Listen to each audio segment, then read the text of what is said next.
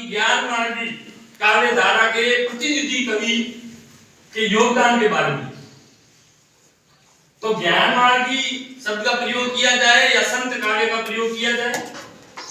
या डायरेक्टली सीधा ही कबीर जी के बारे में पूछ लिया जाए कि हिंदी साहित्य के स्वर्ण काल भक्ति काल में कबीर जी का क्या योगदान है, तो मैं कहता हूं और आप और हम सब समझते हैं कि इन तीनों प्रश्नों की शैली के निर्माण में थोड़ा अंतर है, लेकिन मूलभूत रूप से इनमें कोई अंतर नहीं है, तीनों एक समान प्रश्न है। तो इस जो शाखा है, जो काव्य धारा एक अलग प्रकार की छोटी जो विचारधारा है जो इस कालखंड के अंदर सम्मिलित किया गया है, तो इसको क्या कह सकते हैं अपन, दूसरा नाम क्या दे सकते हैं, संत। और इसके मूल में वर्णनीति के आधार पर काव्य की प्रवृत्तियों की बात करें या विशेषताओं की बात करें, तो इसके मूल में क्या है, ज्ञान,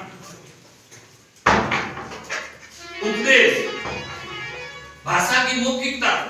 या सांकेतिकता। भाषा के जो तीन रूप लिए गए हैं,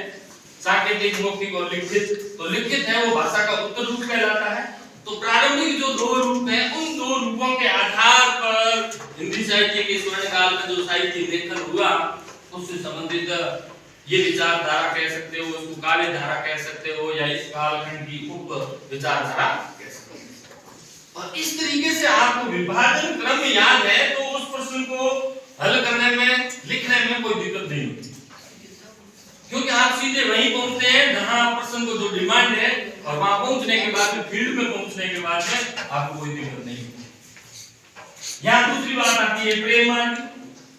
तो यहां इसको आप और दूसरा नाम क्या दे सकते हैं या क्या कह सकते हैं, सूफी काव्य। क्या कह सकते हैं, कोई जरूरी नहीं है कि ये सिर्फ आप इन दो नामों से ही अभिहित करें इन काव्य धाराओं को। ये बात इस उदाहरण के द्वारा मैं स्पष्ट कर रहा हूं कि ये दो नाम